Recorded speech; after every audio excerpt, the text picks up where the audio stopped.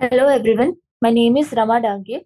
I am a third year MBBS student in AIMS Nagpur. तर आज आपण sale cycle आणि सेल डिव्हिजन जिथे एंड केलेलं होतं तिथून आपण कंटिन्यू करू. ठीक आहे. तर सगळ्यात आधी आपण सेल सायकल बघितलेली होती. त्याच्यामध्ये आपण बघितलं होतं की त्याच्यामध्ये दोन स्टेजेस आहेत. एक आहे इंटरफेस आणि दुसरा आहे आपल्याकडे एम फेज और मायटोटिक. इंटरफेस मध्ये 3 स्टेजेस होती, G1 S G2. ठीक आहे. G1 फक्त सेल ग्रोथ करत होता. एस फेज मध्ये आपले सेंट्रिओल्स म्हणजे सेंट्रोझोम्स रिप्लिकेट झाले होते आणि आपलं डीएनए रिप्लिकेट झालेलं होतं. स्टेज 3 अजून एक ग्रोथ फेज आहे ज्याच्यामध्ये हिस्टोन प्रोटीन तसं सिंथेसिस होईल.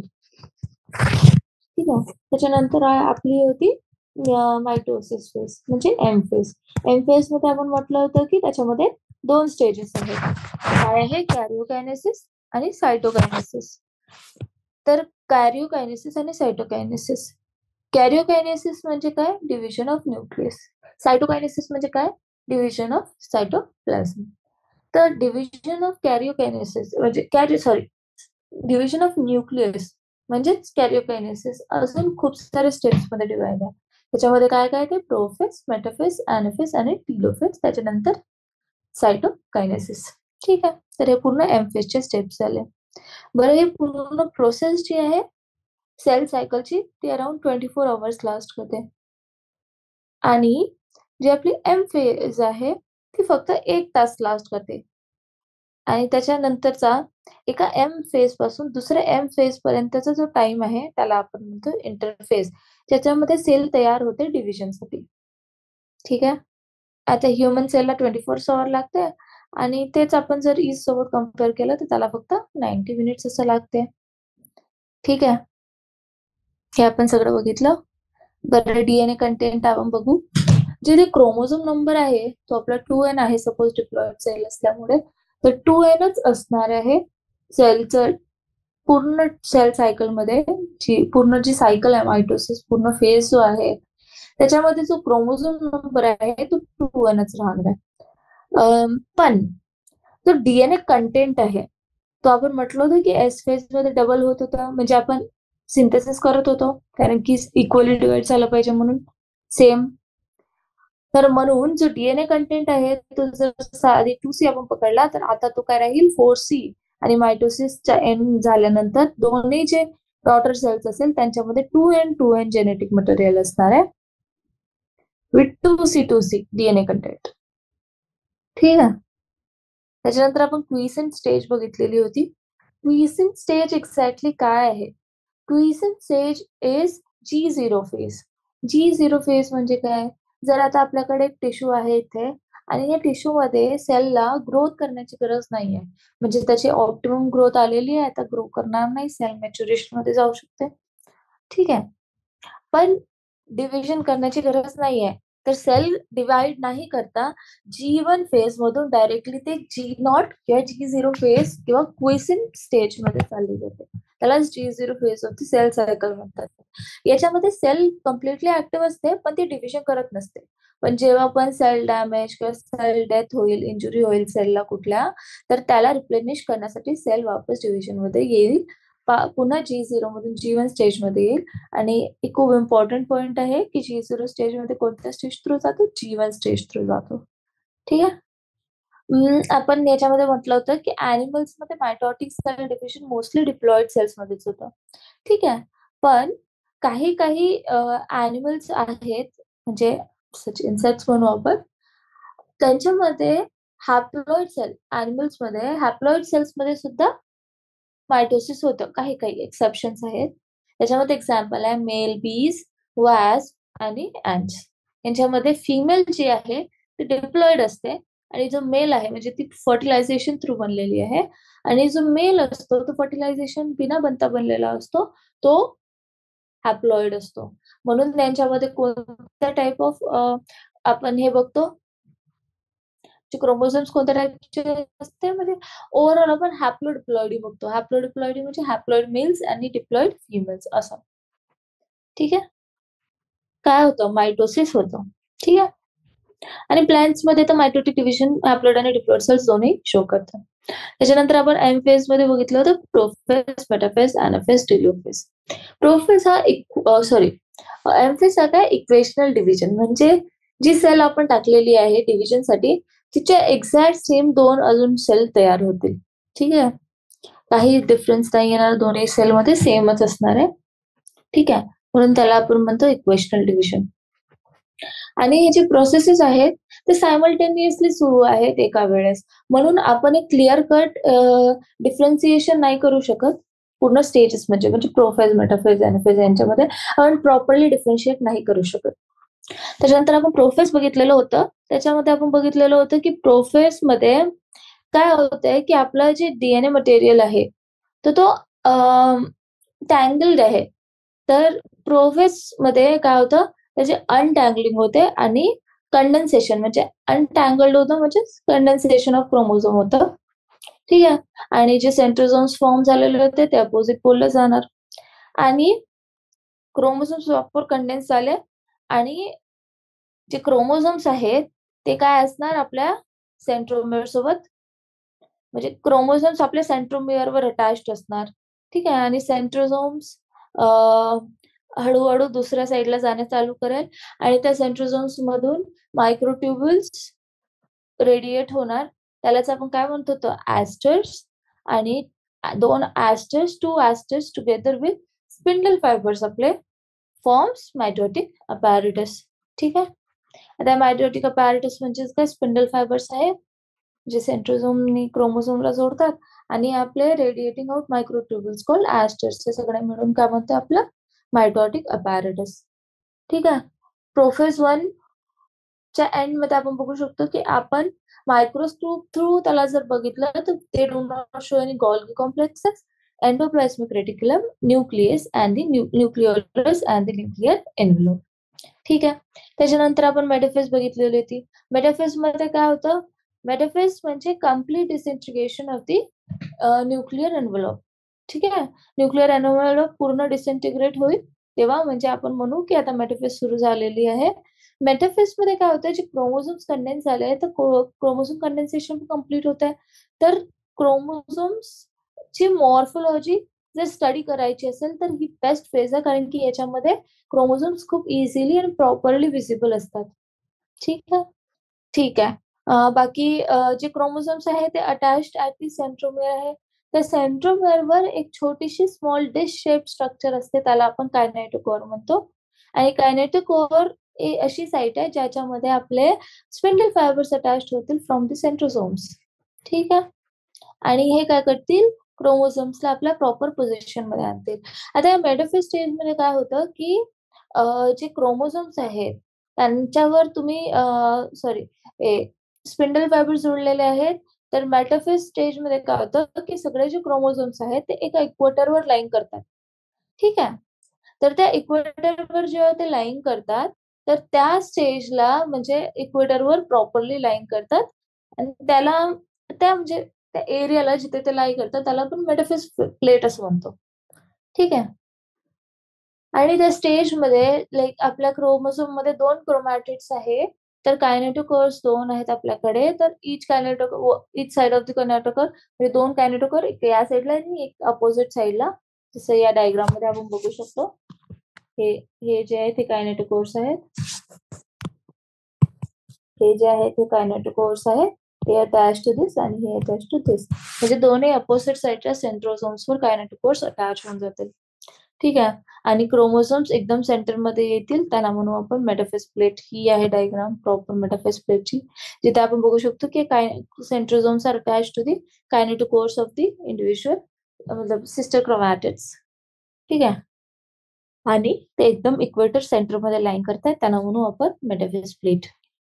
तर या स्टेजमध्ये काय काय झालं, spindle fibres attach to kinetochores of chromosomes and chromosomes are moved to spindle equator and get aligned along metaphase plate through spindle fibres to both poles. ठीक आहे, तर ओव्हरऑल एवढं आपण लास्ट क्लासमध्ये बघितलं होतं. एकदम छोटं शॉर्ट फॉर्म मध्ये मी एक्सप्लेन केलं. ठीक आहे, मग आता प्रोफेज झाली आपली, मेटाफेज झाली. आता आहे आपली नेक्स्ट स्टेज. नेक्स्ट स्टेज काय आपली एनाफेज. बरं, आपण इथं डायग्राम बघून घेऊ. अर्ली प्रोफेज मध्ये काय न्यूक्लिअर डिसइंटिग्रेशन जे स्टार्ट झालेलं होतं आणि न्यूक्लिअर कंडेन्सेशन झालं होतं, चालू झालं होतं. मग at the end of prophase almost डिसइंटिग्रेटेड झाली होती आणि क्रोमोसोम्स कंडेन्स झाले होते. मेटाफेजच्या स्टार्टिंग मध्ये क्रोमोसोम्स प्रॉपर 2 सिस्टर क्रोमॅटिड्स मध्ये फॉर्म झालेले होते आणि पूर्ण न्यूक्लिओलर मेम्ब्रेन डिसअपिअर होऊन पूर्ण क्रोमोसोम्स पूर्ण सेलमध्ये डिस्ट्रीब्यूट झालेले होते. त्याच्यानंतर सेंट्रोझोमला ते अटॅच्ड होऊन मेटाफेजच्या स्टेजमध्ये ते एकदम सेंटरमध्ये लाईन करायला लागतात इक्वेटरमध्ये. त्याला आपण मेटाफेज प्लेट असं म्हणतो. ठीक आहे. त्याच्यानंतर आपल्याकडे आहे आपली नेक्स्ट स्टेज. नेक्स्ट स्टेज काय आपल्याकडे anaphase. At the onset of anaphase, each chromosome arranged at the metaphase plate is split simultaneously, and the two daughter chromatids, now referred to as daughter chromosomes of the future daughter nuclei, begin their migration towards the opposite poles. आता anaphase मध्ये काय झालं की जे chromosomes जे आपले मतलब metaphase मध्ये एकदम सेंटर मध्ये लाईन करत होते, आता ते chromosomes are now refer to as daughter chromosomes. म्हणजे काय होईल की इथून हे स्प्लिट होणं चालू होईल मधून आणि 2 सिस्टर क्रोमॅटिड्स 2 ऑपोजिट साइडला चालले जातील. तर हे काय असतील आपले daughter chromosomes for future generation. ठीक आहे. ते आपला मुवमेंट चालू करत जातील टू अपोजिट पोल्स मध्ये. बरं आपण म्हटलं होतं की जो इंटरफेस चालू होता ज्याच्यामध्ये G1S आणि G2 फेज होतं, आपण म्हटलं की इथे 2N आहे आणि 2C आहे. इथे काय होतं 2Nच राहणार पण हे जेनेटिक मटेरियल 4C. याच्यामध्ये पण काय सेमच राहील 2N आणि 4C. आता प्रोफेज मध्ये जेव्हा आलो आपण तेव्हा पण मटेरियल सेम होतं आणि मेटाफेज सुद्धा. पण जेव्हा ऍनाफेज मध्ये आपण येत आहोत तर जेव्हा आपण असं बघू एक्झॅक्टली आपण बघू की आता ते सेपरेट होणं चालू झालंय 2N आणि 4C राहील आता पण ते दोन साईडला म्हणजे असं असल्यासारखं होईल की एका साईडला 2N आणि 2C आहे आणि दुसऱ्या साईडला पण 2N आणि 2C आहे. ठीक आहे. ओव्हरऑल 2N आणि 4C होईल. 2N आणि 2C आणि 2N आणि 2C म्हणजेच काय हा 2N आणि 2C होईल आणि हा 2N आणि 2C. म्हणजे ओव्हरऑल क्रोमोझोम नंबर चेंज नाही होत आहे. आपला जो डीएनए कंटेंट आहे जो पहिले आता हा डीएनए कंटेंट होता आपला हा वाला डीएनए कंटेंट होता आपला. तर आता काय झालं पहिले हा याला आपण 4C म्हणत होतो पेअर वाला. आता सिंगल झाले तर म्हणजे हे काय होईल 2C होईल ना असं कळलं. हेच anaphase आहे टोटल प्रोसेस मध्ये हेच होते. ठीक आहे. तर काय म्हटलं की डॉटर जे आपले क्रोमोझोम्स होते जे सेंटर मध्ये लाईन करत होते ते सेपरेट होणार. सेंट्रोझोम्स त्यांना आपल्याकडे खिचणार थ्रू कायनेटोकोर्स आणि डॉटर क्रोमोझोम्स फॉर्म होणार म्हणजे डॉटर क्रोमोझोम्स फॉर्म म्हणजे स्प्रेड होईल आणि डॉटर क्रोमोझोम्स फॉर्म होईल आणि ते मायग्रेशन करेल आपल्या अपोजिट पोल्स मध्ये जाण्यासाठी. ठीक आहे. As each chromosome moves away from the equatorial plate, the centromere of each chromosome remains directed towards the pole, and hence at the leading edge, with arms of the chromosome trailing behind. This anaphase stage is characterized by the following key events: centromere split and chromatid separate. Chromatid moves to opposite poles. As each chromosome moves away from the equatorial plate, the centromere of each chromosome remains directed towards the pole, and hence at the leading edge, with the arms of the chromosome trailing behind. This anaphase stage is characterized by the following key events. म्हणजे exactly काय झालं आता हे आपले chromosomes होते असे line करत होते. आता काय होणार ते आपल्या सेंट्रोमियरला यांनी स्प्लिट करत आहे आणि आपल्याकडे खिचत आहे. ठीक आहे. तर काय होईल त्याचं डायरेक्शन असं खिचण्यामुळे सेंट्रोमियर अशा प्रकारे राहील आणि जो क्रोमॅटिड आहे तो असा होऊन जाईल. सेम या साइड मध्ये काय होईल की हा जो क्रोमॅटिड आहे इकडे म्हणजे सेंट्रोमियर इकडे येईल आणि क्रोमॅटिड्स असे राहतील फेसिंग अपर साइड. ठीक आहे. Thus, the centromere of each chromosome remains directed towards the pole and hence at the leading age with the arms of the chromosome trailing behind. म्हणजे ट्रेलिंग बिहाइंड अशा, आणि chromosome head इकडे, ठीक आहे, म्हणजे centromere तिकडे, ठीक आहे. This anaphase stage is characterized by centromere split and chromatid separate. पहिले आपल्याकडे 2 क्रोमॅटिड होते, तर क्रोमॅटिड सेपरेट होणार आणि सेंट्रोमेर स्प्लिट होणार, ठीक आहे. Chromatids move to opposite poles. मी म्हटलं जसं की हे जे सेंट्रोमेर आहे ते डायरेक्टेड टुवर्ड्स दी पोल्स, आणि हे जे आपले क्रोमॅटिड्स आहे ते ट्रेलिंग बिहाइंड म्हणजे मागच्या बाजूला. सेम सेंट्रोमेर टुवर्ड्स दी सेंट्रोझोम आणि क्रोमॅटिड्स ट्रेल बिहाइंड, ठीक. ही झाली तुमची ऍनाफेज. त्याच्यामध्ये सेपरेशन स्टार्ट झालेलं आहे. मग आपल्याकडे आलं telophase. At the beginning of the final stage of karyokinesis, that is telophase, the chromosomes that have reached their respective poles condense and lose their individuality. The beginning of the final stage of karyokinesis, that is telophase, the chromosomes that have reached their respective poles decondense and lose their individuality. आपण म्हटलं होतं ना prophase मध्ये ते टँगल्ड form मध्ये होते आणि त्याच्यामध्ये कंडेन्सेशन होऊन ते प्रॉपर क्रोमोझोम्स फॉर्म मध्ये आलेले होते. तर आता टीलोफेज मध्ये स्टेज मध्ये काय होईल, जेव्हा ते प्रॉपरली आपापल्या एंड्सवर पोहोचलेले आहेत रिस्पेक्टिव्ह पोल्सवर, तेव्हा काय होईल, ते डिकंडेन्स होईल. पहिले कंडेन्सेशन होतं तर डिकंडेन्स होईल आणि ते आपले लूज देअर इंडिव्हिज्युअलिटी, ठीक आहे. The individual chromosomes can no longer be seen and each set of chromatin material tends to collect. The individual chromosomes can no longer be seen and each set of chromatin material tends to collect at each of the two poles. This is the stage which shows the following key events.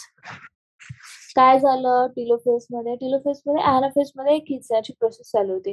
Telophase मध्ये खिचण्याची process खतम झाली, दोन अलग अलग side मध्ये येऊन गेलेले आहेत, दोन अलग अलग पोल्सवर. त्याच्यामध्ये क्रोमोझोम्स आपापल्या जागेवर आल्यावर ते डिकंडेन्स होत आहे आणि टँगलिंग फॉर्म वापस येऊन जाईल आणि त्यांच्यामध्ये individual chromosomes can no longer be seen. ते आपली इंडिव्हिज्युअलिटी लूज करून टाकतात आणि इंडिव्हिज्युअल क्रोमोझोम्स नाही दिसत आता, कारण की ते डिकंडेन्स होत आहेत.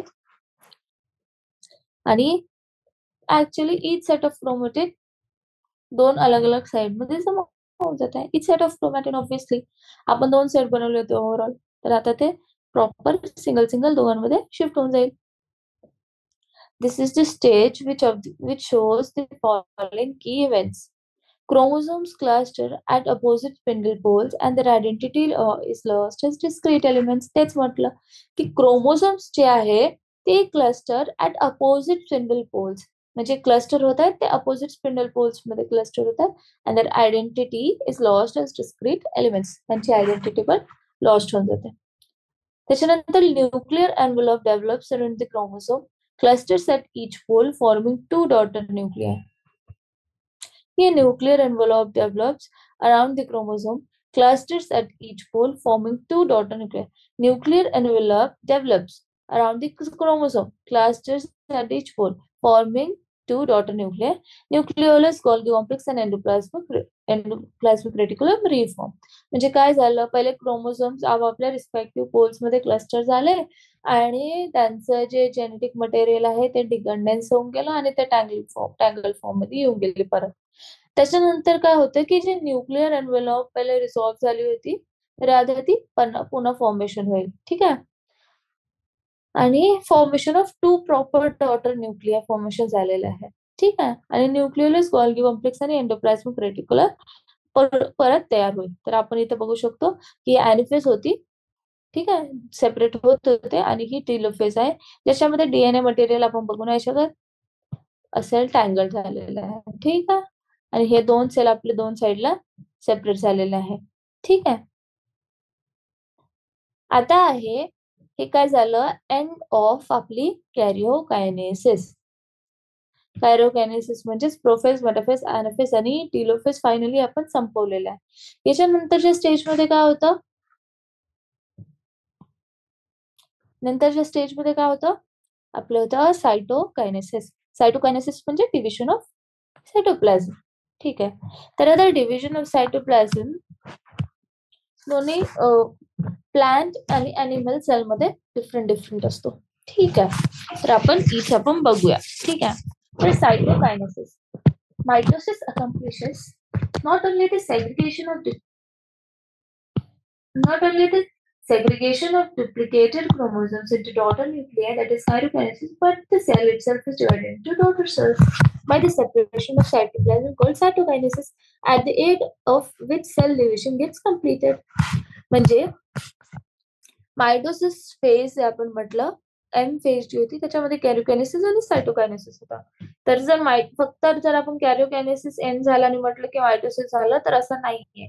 तर each mitosis for the mitosis to end, मायटोसिसला जर संपायचं असेल तर त्याला सगळ्यात आधी काय व्हावं लागेल? सेल म्हणजे न्यूक्लियस तर आता आपले दोन दोन फॉर्मेशन झालेले आहेत. आता आपल्याला काय करायला लागेल? आपल्याला सायटोप्लाझमला डिवाइड करावं लागेल. त्याच प्रोसेसला आपण काय म्हणतो? सायटोकायनेसिस.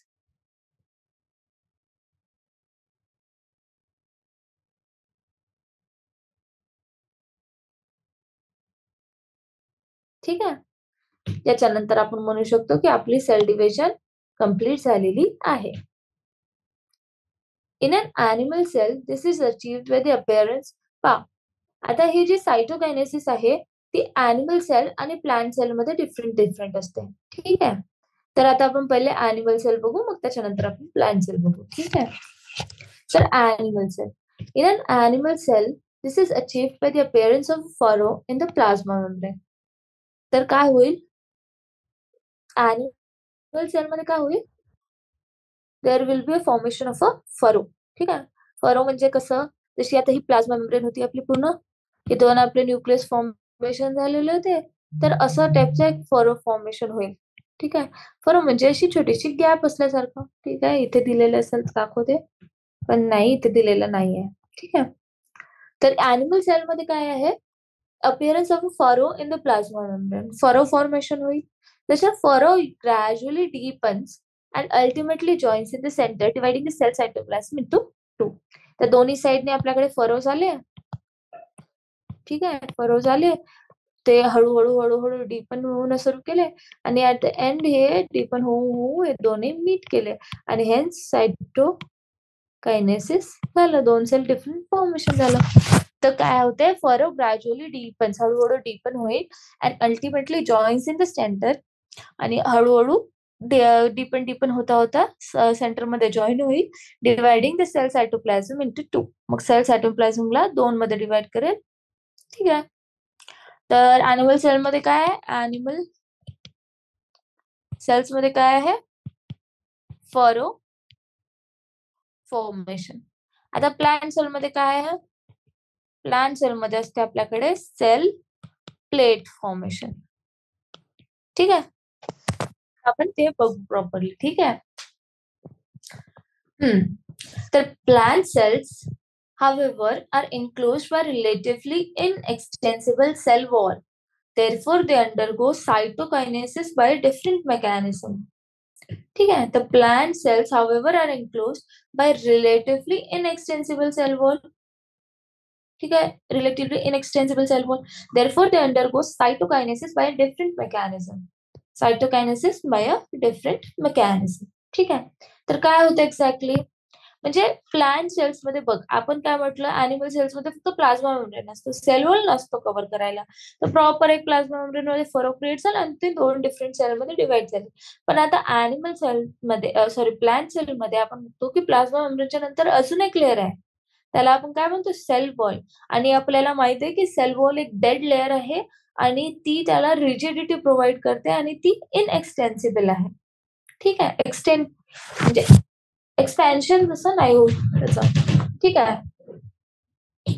तर आता याच्यामध्ये कसं? तर याच्यामध्ये काय होईल की प्लांट सेल मध्ये एक वॉल फॉर्मेशन स्टार्ट होईल. म्हणजे सेल वॉल जशी असते ना प्लांटची, सेम वॉल फॉर्मेशन होईल in the center of the cell and grows outward to meet the existing lateral walls. म्हणजे कसं की जसं हे फॉर्मेशन झालं आहे, तर हे आपलं प्रॉपर एक सेल मध्ये दोन हे आपल्या न्यूक्लियस दिसू शकतात आपल्याला.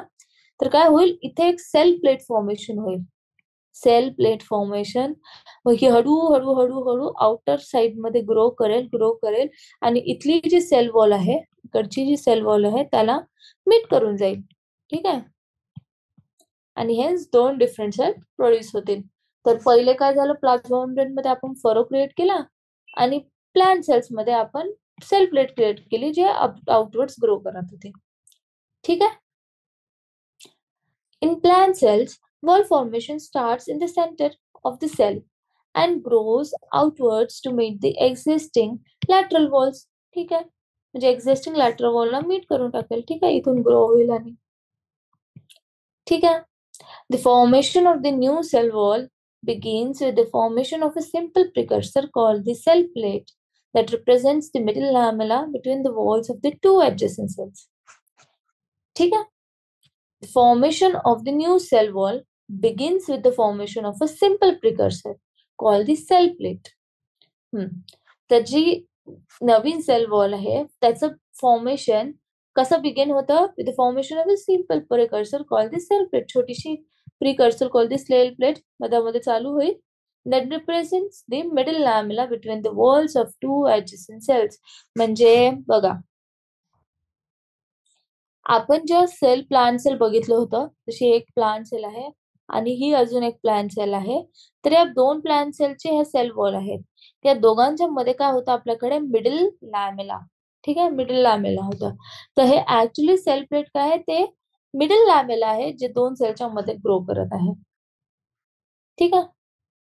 At the time of cytoplasmic division, organelles like mitochondria and plastids get distributed between the daughter cells. म्हणजे सेल ग्रो केलेली होती, डुप्लिकेट केलेली होती, तर आता काय करणार, ते मायटोकॉन्ड्रिया आणि प्लास्टिड्स आपले आपले दोन डॉटर सेल्स मध्ये डिवाइड होऊन जाणार. In some organism, karyokinesis is not followed by cytokinesis, as a result of which multinucleate condition arises leading to the formation of syncytium. Example, liquid endosperm. Liquid endosperm in coconut. म्हणजे exactly काय होत आहे की काही organisms मध्ये कॅरियोकायनेसिस is not followed by cytokinesis. म्हणजे जे आपण न्यूक्लियस डिवाइड केलं पण त्याच्यानंतर सायटोकायनेसिस म्हणजे सायटोप्लाझम डिवाइड नाही झाला. ठीक आहे. तर कॅरियोकायनेसिस झालं पण सायटोकायनेसिस नाही झालं. तर याचा रिझल्ट काय होईल की ती सेल आहे आपल्याकडे, जशी सेल आहे आता इथे दोन न्यूक्लियस आहे, सेम सायटोप्लाझम एकच सेल, तशी बहुत मोठी सेल असणार, खूप मोठी आणि खूप सारे न्यूक्लियस जर असेल तर याला काय म्हणू आपण, याला म्हणू आपण सिन्सिशियम. मल्टीन्यूक्लिएटेड कंडिशनला आपण काय म्हणतो, सिन्सिशियम. आणि आपल्याकडे एक्झाम्पल काय आहे, लिक्विड एंडोस्पर्म इन कोकोनट. बरं, एंडोस्पर्म काय होता, आपण morphology of flowering plant chapter मध्ये बघितलं होतं की काही प्लांट्स मध्ये, एंडोस्पर्मस प्लांट्स मध्ये काय होतं, डबल फर्टिलायझेशन. ज्याच्यामध्ये काय होतं, वन ऑफ द म्हणजे गॅमेटोफाइट म्हणून घेऊ आपण, one of the gametophyte fuses with the female gametophyte. One of the male gametophyte fuses with the female gametophyte. ठीक आहे. आणि formation of two n, that is the zygote. But जे polar nuclei असतं आपल्याकडे बाहेर टू एन फॉर्म मध्ये, त्याच्यासोबत पण एक मेल गॅमेटोफाइट फ्यूज होतं आणि 3N चं फॉर्मेशन करतं. त्याला आपण म्हणतो आपलं एंडोस्पर्म, जो कव्हर करतो आपल्या झायगोटला, ओरल सीडला. ठीक आहे. तर तोच आहे लिक्विड एंडोस्पर्म इन कोकोनट. काय आपल्याकडे, सिन्सिशियम आहे. सिन्सिशियम म्हणजे मल्टीन्यूक्लिएटेड कंडिशन. ठीक आहे. त्याच्यानंतर आपण खाली बघू. बरं, हे सायटोकायनेस झालेलं दाखवत आहे आणि क्रोमॅटिन टँगल्ड आहे, म्हणजे डिकंडेन्स्ड आहे. ठीक आहे. त्याच्यानंतर significance of mitosis. Mitosis or the equational division is usually restricted to the diploid cells only. However, in some lower plants and in some social insects, haploid cells also divide by mitosis. In some lower plants and in some social insects, haploid cells also divide by mitosis. म्हणजे usually काय आहे की जी mitosis आहे ती usually diploid म्हणजे 2N type of cells मध्ये होतं. पण काही काहीचे सम लोअर प्लांट्स आणि सम सोशल इन्सेक्ट्स आहेत, haploid cells also divide by mitosis. ठीक आहे, तर मायटोसिस होत. आता आपल्याला याचं significant, it is very essential to understand the significance of this division in the life of an organism. आता हे का बरं म्हटलं आहे याचं, कारण की आपल्याला माहिती आहे की मायटोसिस हे एक इक्वेशनल डिव्हिजन आहे आणि याच्यामध्ये cells are form exactly similar to the parent cells.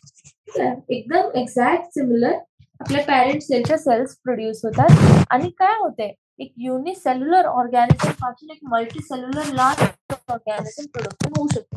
तर हे याच्यामुळेच आपल्याला माहिती आहे की सेल डिव्हिजन मध्ये मायटोसिस हे किती इम्पॉर्टंट आहे एका ऑर्गॅनिझमला सर्व्हाइव्ह करण्यासाठी. ठीक आहे, मग इथे म्हटलंय understand the significance of this division in the life of an organism.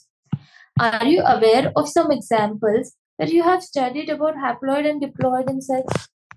ठीक आहे, haploid and diploid insects. haploid and diploid मी आधीच थोड्या वेळात आधी सांगितलं होतं की haploid सेल्स सुद्धा मायटोसिस करू शकतात. प्लांट्स मध्ये तर कॉमन आहे हॅप्लॉइड आणि डिप्लॉइड सेल्सचं मल्टिप्लिकेशन करतात, पण ऍनिमल्स मध्ये कॉमन नाही आहे. तर ऍनिमल्स मध्ये पण हॅप्लॉइड सेल्स मायटोसिस अंडरगो करून सेम मोर हॅप्लॉइड सेल्स प्रोड्यूस करू शकतात.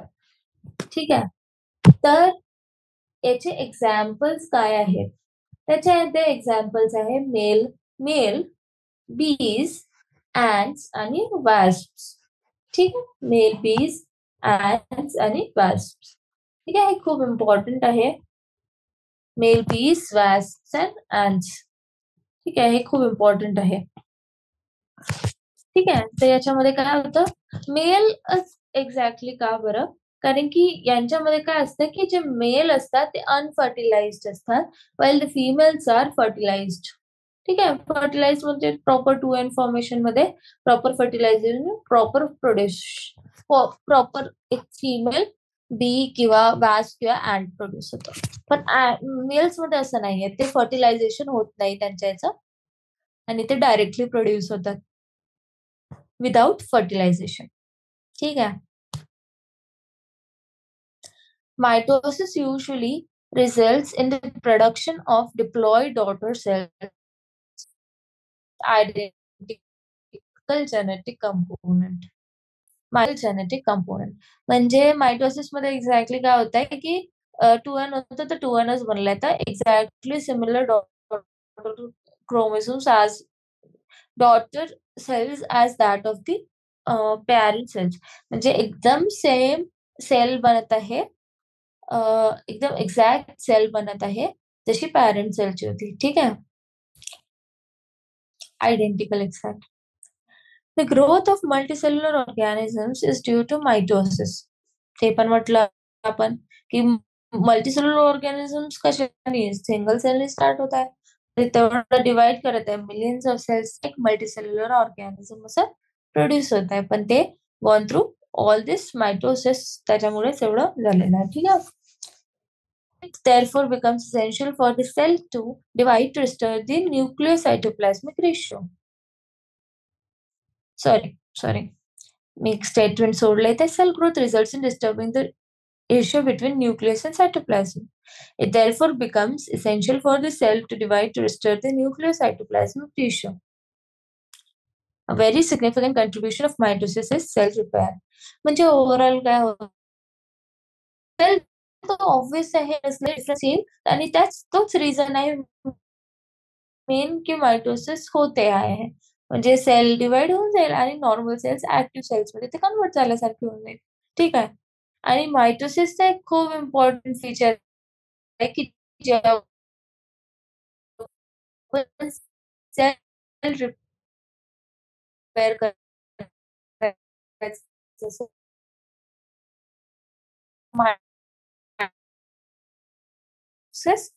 ठीक, मायटोसिस रिपेअर ठीक आहे, सेलचं म्हणजे प्रोड्यूस झाल्यावर परवा काही त्या दिवशीला सेल झाली जनरेशन वाली पण प्रोसेस सुरू आहे. Sale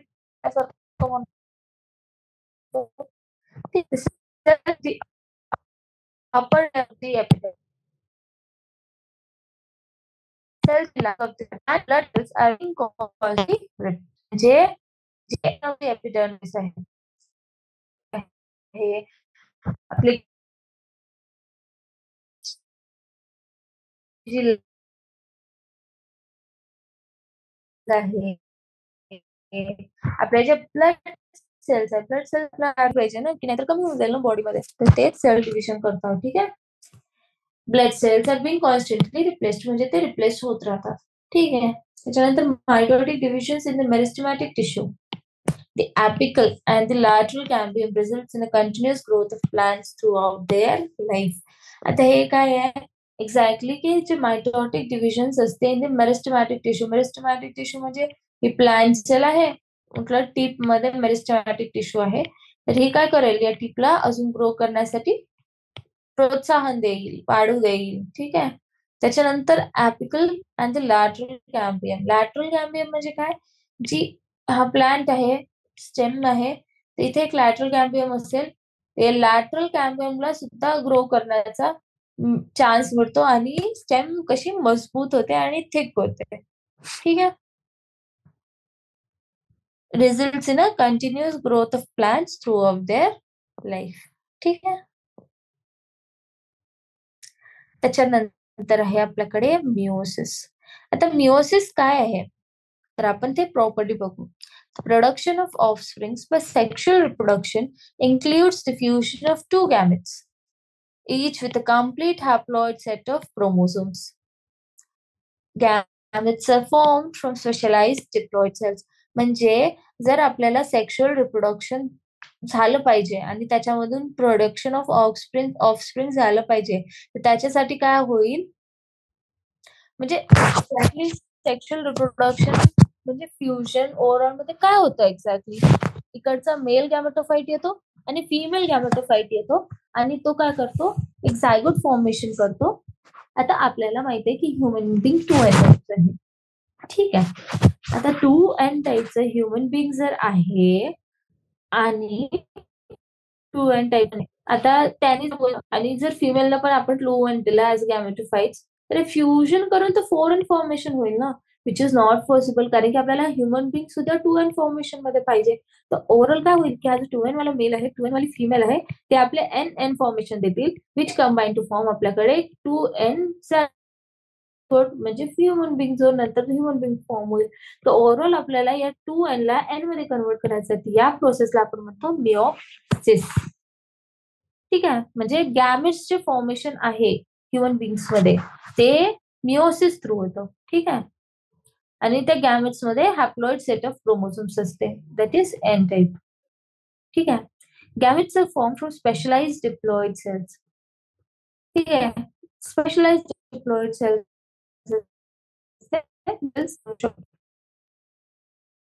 results in the production of haploid daughter cells. ठीक है. ठीक है. That this kind of division is called as meiosis. This kind of cell this specialized kind of cell division that reduces the chromosome number by half results in the production of haploid daughter cells.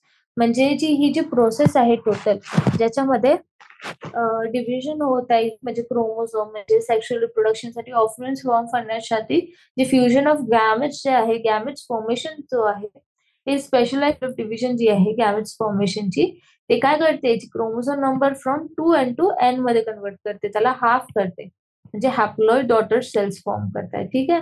This type of division is called as meiosis. ठीक आहे. Meiosis ensures the production of haploid phase in the life cycle of sexually reproducing organisms, whereas fertilization restores the double phase. म्हणजे याचाच अर्थ काय जी sexually reproducing organisms आहे त्याच्यामध्ये काय करताय हॅप्लॉइड फेज क्रिएट करताय सायकल मध्ये ऑफ सेक्शुअली रिप्रोड्युसिंग ऑर्गॅनिझम मध्ये आणि फर्टिलायझेशन त्याला वापस रिस्टोर करून प्लेट फेज मध्ये आणत आहे. त्याला सिंपल आहे. We come across meiosis during gametogenesis in plants and animals. This leads to the formation of haploid gametes. The key features of meiosis are as follows. ठीक है? The meiosis during gametogenesis in plants and animals. ठीक है? This leads to formation of haploid gametes. The key features of meiosis are as follows. तर जी meiosis मध्ये जी आहे त्याच्यामध्ये 2 sequential steps होत आहेत, ज्याच्यामध्ये येते न्यूक्लियर डिव्हिजन, मतलब जो सायकल्स ऑफ न्यूक्लियर आणि सेल डिव्हिजन. ठीक आहे. 2 सेपरेट सायकल्स होत आहेत आपल्या meiosis मध्ये, ज्याच्यामध्ये separate after the parental chromosomes have replicated to produce identical sister chromatids at the S phase. So meiosis 1 is initiated after the parental chromosomes have replicated to produce identical sister chromatids at the S phase. ठीक आहे. तर म्हणजे meiosis 1 केव्हा चालू होणार, जेव्हा S phase मध्ये आपलं प्रॉपर डीएनए रिप्लिकेशन होईल. ठीक आहे. Meiosis involves pairing of homologous chromosomes and recombination between the non-sister chromatids of homologous chromosomes. He statement खूप जास्त इम्पॉर्टंट आहे. ठीक आहे.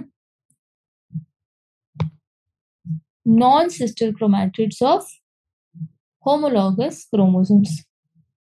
ठीक आहे. तर डीएनए रिप्लिकेशन आपलं झालेलं आहे. आता आपण रिकॉम्बिनेशन होईल ओव्हरऑल मेयोसिस मध्ये. ठीक आहे. तर कोणत्या क्रोमोझोम्स मध्ये होईल, non sister chromatids of homologous chromosomes मध्ये आपल्या रिप्लिकेशन मध्ये रिकॉम्बिनेशन होईल. 4 haploid cells are formed at the end of meiosis 2. meiosis 2 मध्ये काय होईल, at the end of meiosis 2 4 haploid cells. meiosis म्हणजे मायटोसिस मध्ये काय होत होतं, आपल्याकडे 2 सेल फॉर्मेशन होत होते आणि meiosis मध्ये काय होतं, आपल्याकडे 4 सेल फॉर्मेशन होईल. So meiotic events can be grouped under the following phases: meiosis 1 and meiosis 2. बाकी स्टेट्स तर सेमच आहे, प्रोफेज, मेटाफेज, एनाफेज, टेलोफेज. ठीक आहे. हे तर सेम आहे. प्रोफेज, मेटाफेज, एनाफेज आणि टेलोफेज सेम आहे. फक्त meiosis 2 असल्यामुळे प्रोफेज 1, प्रोफेज 2, मेटाफेज 2 आणि टेलोफेज 1, टेलोफेज 2. meiosis 1. तर आता हे आपण कंटिन्यू उद्या करू, पण आता मी थोडंसं बेसिक आयडिया देऊन देते तुम्हाला. meiosis 1 आपण उद्याच स्टार्ट करूया. ठीक आहे. तर meiosis 1 मध्ये प्रोफेज 1 आहे, त्याच्यामध्ये आपल्याकडे 5 स्टेज आहे: लेप्टोटीन, झायगोटीन, पॅकिटीन, डिप्लोटीन आणि डायकायनेसिस.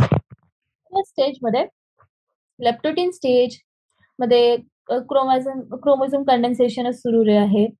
झायगोटीन स्टेज मध्ये थोडंसं जे कंडेन्सेशन आहे ते थोडंसं झालेलं आहे प्रॉपर असल्यासारखं, म्हणजे सिनॅप्सिस प्रोसेस होत आहे, म्हणजे जे आपले क्रोमोझोम्स आहे ते पेअर होणं चालू होत आहे. त्याच्यानंतर त्यांना आपण होमोलॉगस क्रोमोझोम्स असं म्हटलेलं आहे. मग सिनॅप्टोनिमल कॉम्प्लेक्स फॉर्मेशन मध्ये ते बायव्हॅलंट और टेट्राइड फॉर्मेशन होतं. बायव्हॅलंट आणि टेट्राइड फॉर्मेशन मध्ये म्हणजेच काय, 2 होमोलॉगस क्रोमोझोम्स आहेत ना आपल्याकडे, तर हा एक क्रोमोझोम आणि हा एक क्रोमोझोम, तर आणि हे कनेक्शन मध्ये आहेत. ठीक आहे. तर हे काय झालं, आपलं बायव्हॅलंट और टेट्राइड फॉर्मेशन. ठीक आहे. तर हे सिनॅप्टोनिमल कॉम्प्लेक्स आणि बायव्हॅलंट और टेट्राइड फॉर्मेशन होईल. त्याच्यानंतर पॅकिटीन स्टेज मध्ये काय असतं, आपल्याकडे रिकॉम्बिनेशन होईल. Recombination modules. तर आता आपल्याकडे रिकॉम्बिनेशन कसं होईल, मी इथे दाखवते तुम्हाला डायग्राम मध्ये. तर ही जे दाखवते ही स्टेज, ही जी बाइंडिंग दाखवते 2 क्रोमोझोम्स मध्ये, ही आहे एक्झॅक्टली रिकॉम्बिनेशन. ठीक आहे. म्हणजे हे इथं बघू शकतो, प्रोफेज 1 मध्ये इथे जोडलेलं आहे, जोडलाय, इथे जोडलाय, इथे जोडलाय, इथे जोडलाय, इथे जोडलाय. तर हे काय करत आहे, ओव्हरऑल रिकॉम्बिनेशन करत आहे. ठीक आहे. आणि याच्यामध्ये आपण बघतो की ही एक